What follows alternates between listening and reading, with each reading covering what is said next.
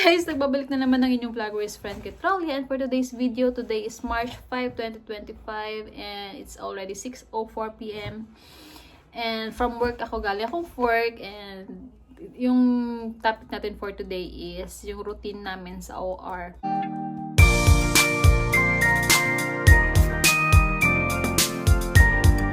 Sa mga hindi nakakaalam or hindi pa subscribers or followers ko dito sa YouTube, dito ako sa Durham, sa North Carolina. Kailan ba kami? We arrived here last July 2024. So, ano na rin, 7 months na rin kami dito. Ako, 7 months na rin kami dito sa North Carolina. And yung hospital namin is, sabi ni Google, it's the biggest hospital in North Carolina. O yun, ano siya, teaching hospital, ganyan. Siguro yung iba may idea na rin kung saan ako nag-work kasi minsan nakahagip-hagip siya ng mga videos ko, ganyan. So, yung hospital na pinag-workan ko, may siyang 3 hospitals. As of now, alam ko 3 pa lang. Pero may sinabi silang may nabili ng isa, pero I'm not really sure. So, 3. Doon ako sa pinaka-main, guys. Dito sa Durham, North Carolina. So, assign ako sa neurospine unit ng OR namin. So, experience-wise, from Philippines, meron na rin akong OR experience prior magpunta rito. So, OR din ako doon, pero mas matagal yung experience ko sa OB-GYN. Diba sa Philippines naman, sa amin kasi sa hospital ko before sa Philippines, like, yung OB namin, nandun na rin yung DR, yung LR, yung ward. As in, ikaw lang din yung nurse doon sa lahat ng yun. Then after that, meron na rin ako experience sa OR. Yun yung pinaka-latest ko. Parang 2 years ba? 2 to 3 years, parang ganyan. I work 10 hours a day. Monday to Friday, yung isa doon, off ko. Then, weekends is automatic off talaga ako. So, ang work namin, yung sa unit namin, start ng work namin is 6 a.m. up until 4:30 p.m. Pero may ibang unit kasi doon, mga GS, ganyan. Ibang unit, ako kasi sa neurospine nga ako. Sila may mga, parang late sila nag-i-start, parang 7 yata. So kami, yung routine namin, from 6 a.m., magta-time in ka, ganyan. Meron silang, yung card reader na, card na lang yung pang time in namin, guys, dito. Hindi ko alam kung yung bandy clock ba tawag dun sa Philippines, kasi parang, ang natatandaan ko sa bandy clock yung may paper na parang yellow, tapos igaganon mo dito kasi lang siya, parang yung ID na lang itatap mo. So, syempre pag 6 pupunta ka na sa room mo, may naka-assign ka na dun, guys, is either circulating ka or scrub ka for the day. Then after nun, syempre makikita mo yun sa board kung anong designated room number mo. Then pupunta ka dun sa room mo. Pag circulating ka, kukunin mo yung mga gamot mo sa pharmacy, kung ano yung mga kailangan, like yung mga Pivacaine, mga Lidocaine, ganyan. Kukunin mo yun sa pharmacy. And then pagdating mo dun sa room na assign sa'yo, you have 30 minutes para i-check kung ano mga kailangan. Like, kunyari, kapag circulating ka, ano mo yung mga beds, ganyan. Concern mo yun, kung ano yung mga kailangan ng mga instruments, mga equipments na kailangan gamitin, ganyan. And then, after nun, 6:30, meron kaming huddle time yun, guys. So, lahat ng issues, kung ano yung nangyari yesterday, ganyan, kung ano yung mga bagong protocol, ganyan, kung ano lahat ng concern ng team, i-discuss yun during huddle time. So, we have parang minsan 6:30 to 7, ganyan. But during Wednesday, meron silang tinatawag dito sa amin, may tinatawag silang in-service, ganyan. So, from 7 until 8 a.m. naman, yun, tawag dito. Yung in-service dito, hindi ko lang sure anong tawag sa iba, pero parang meeting din yun, parang lecture time yun, guys. Kasi since working kami sa teaching hospital, required, yun, para updated lahat ba sa lahat ng policies or kung ano yung mga bago, ganyan. aware lahat. Then, after nun, after ng meeting or after ng huddle nyo, punta na kayo sa room nyo, kapag circulating ka, yung difference lang kasi, sa experience ko kasi before, kapag circulating ka, hindi ko na problema yung mga bed, ganyan nga, nabanggit ko, hindi ko na siya problema kasi parang sa experience ko before, isa lang naman yung bed talaga na ginagamit namin. Syempre different siya kapag ortho case, diba? Pero ano siya, dito sa ano ko ngayon, dito sa hospital na pinag-workan ko ngayon, iba-ibang bed. So, talagang kapag circulating ka, kailangan i-check mo siya kung functioning ba siya, kung yun ba yung tamang bed for you, ganyan. Kasi guys, ang kinikater namin dito, bukod sa cranny, iba-ibang klaseng cranny, may awake cranny, may kung ano-anong cranny, ganyan. Tapos kapag spine naman, iba-iba rin, may iba-ibang equipment na kailangang gamitin, like pagdating mo, pag circulating ka, kailangan mo i-order, like for example, C-arm or yung O-arm or yung mga CT scan, ganyan, aero. So, ang daming mga ganong equipment na as circulating, kailangan mong gawin prior na dumating yung patient.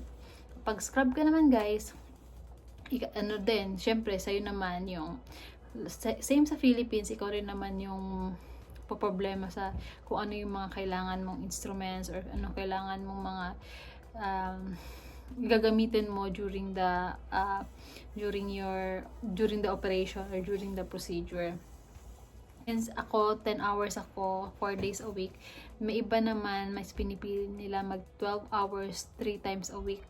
And may iba din na ano naman yon, yung schedule naman nila is 6 a.m. to 6 to 6:30 p.m. kapag 12 hours sila. Tas meron din parang 4 a.m. to 4:30 p.m. Ang schedule naman, ang ano naman nila, ang responsibilities naman nila is prior pa dumating yung kaming mga 6 a.m. dapat ayos na yung mga room, lahat na ng equipments doon, iayusin na nila. So ang ano lang namin, ang problemahin na lang namin, i-check namin kung yun na ba lahat ng gagamitin namin. So okay siya kasi okay yung ganong setup kasi parang kahit sa paano, i-check mo na lang talaga kapag nando sa preference card. Yun yung maganda dito kasi every case mayroon preference card. So like sa amin personally, kasi syempre bago pa lang, 'di ba? Parang hindi mo pa kabisado kung ano yung kailangan talaga ng specific surgeon na to, ganyan. At least kapag may preference card, ano na lang, doon mo na lang i-check at may guide ba, parang ganon. May guide kami kung paano yung takbo paano yung flow ng procedure, tsaka kung ano yung gusto ng mga surgeon, ganyan. Meron din kami dito tinatawag na surgical attendant. Parang ano naman yung trabaho nila, sila naman yung kapag sa spine kasi, like sa spine positioning, meron din naman sa neuro, ganyan, po-position mo sila, ganyan, kung kailangan ba nakalateral, kailangan ba tawag doon, kailangan ba, like sa spine meron din sila, may A-lift, like for example mga A-lift procedures, ganyan, from supine prone mo, ganyan. Tsaka minsan mayroon pang supine, then lateral, then prone, ganyan, parang binabalit-baliktad yung pasyente. So kailangan din namin minsan ng help from the surgical attendant para mag-help sila sa amin sa positioning, ganyan. So sila yon. Then kapag may mga specimen guys, like kunyari sa cranium, yan, usually may sa mga biopsy, ganyan, meron yan specimen. So ang ginagawa naman namin is may tatawagan lang kaming number, then sila yung magpapadala ng tao para kumuha nung specimen na yun, dadalhin sa pathology. So, ganyan. Then ano pa ba? Yun pala, ang difference dito ng scrub compare sa Philippines na experience ko is that dito pag sinabing scrub ka lang, nakafocus ko lang sa mismong procedure. Unlike 'di ba sa Philippines, sa pinanggalingan ko kasi kapag scrub ka, ikaw pa yung after ng case, ikaw yung maghuhugas, ikaw yung magbabalot, ganyan. Ganun sa amin sa work ko before. After ng case, ikaw yung magbabalot ikaw yung maghuhugas ng mga instruments, tapos ikaw pa magbabalot, 'di ba? Hanggang sa ano na yan, pag-uwi mo. Dito naman hindi.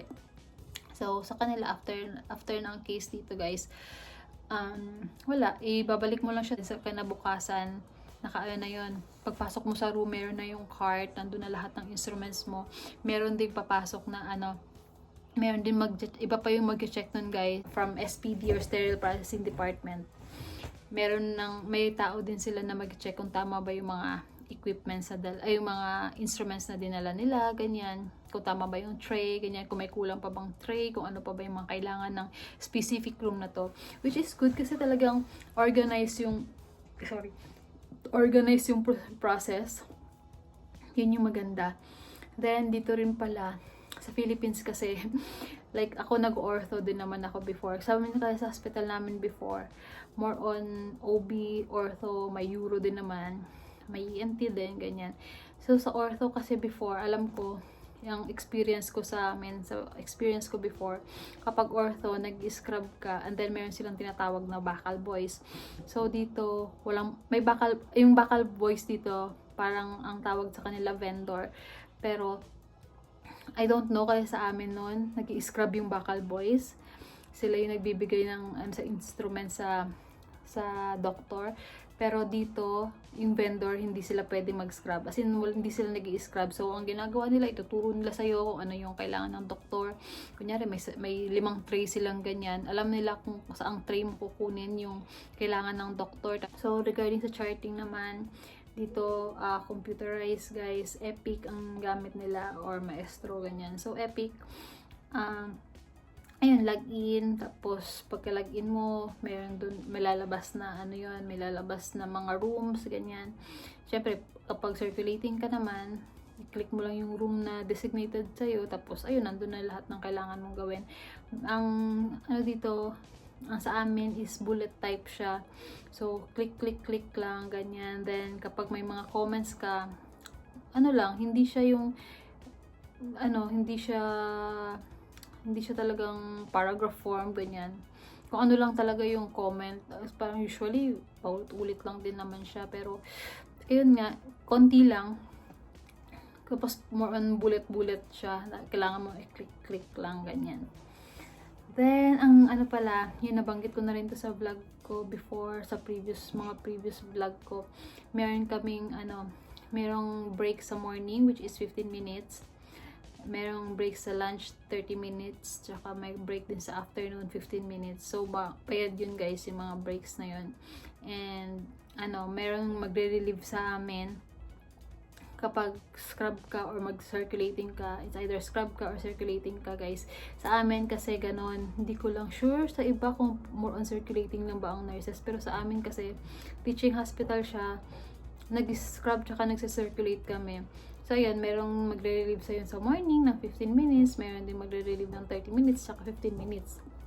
Which is good kasi dito, talagang na-observe yung yung mga break time, unlike sa previous work ko na kapag, 'di ba, kapag hindi mo natapos, ay kailangan mo tapusin talaga yung case in a day, ganyan, kung wala talaga magre-relieve sa'yo.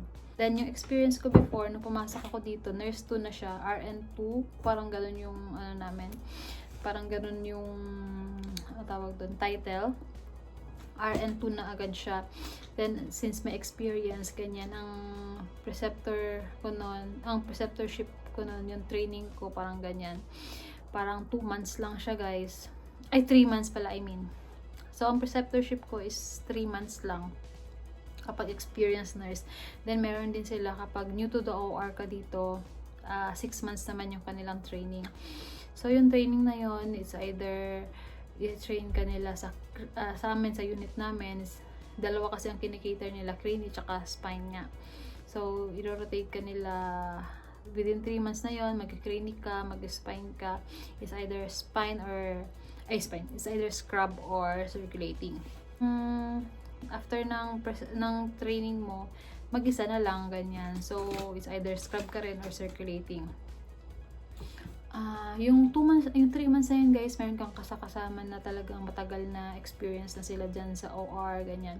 May kasama kang preceptor, ganyan. Lahat ng questions mo sa kanila mo pwedeng itanong, ganyan. Sasamahan ka nila, like for scrub, ganyan. Parang sa atin ang tawag nila dati, parang second scrub ka, or kapag alam na nilang kaya mo, ikaw na yung pag-i-scrubin nila, nandun lang sila, it's either hindi na sila mag-i-scrub, tapos nakatayo na lang sila dun sa outside ng sterile field, tapos nakatingin na lang sila, or kung hindi mo pa rin alam, or hindi ka pa masyadong confident sa anong kunin mong instrument, nandun lang sila na i-guide ka, parang ganyan. Then, meron din dito sa amin, kasi meron sa amin mga implants, ganyan. So, meron din kaming track core. So, yun yung practice namin dito sa hospital na pinapasukan ko, guys. Masabi ko siya, maganda siyang training. Maganda yung training sa amin. Maganda yung hospital kasi teaching hospital siya. Parang napaka-ahead of talaga siya, guys. Parang nabanggit ko to before na hindi ko siya may experience kapag nasa Philippines lang ako. Kaya I'm lucky na nandito ako sa US at na-experience ko yung mga ganitong high-tech na mga technology. As in talagang kakaiba.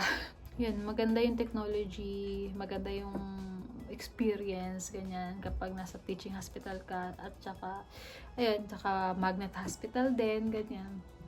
So, lahat ng mga new inventions yata, lahat ng mga gandang klase ng mga equipments is meron, ng mga high technology talaga, ganyan, which is good.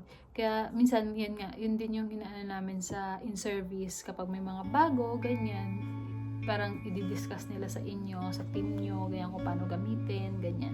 Yun lang, sana may natutunan kayo sa vlog na to. Kapag may questions pa kayo regarding sa OR, kung ano yung mga practice namin pala, kung ano pa yung mga dapat na pwedeng i-advise sa mga papunta rito, comment down below lang, guys. And yun, thank you for watching this vlog. Bye!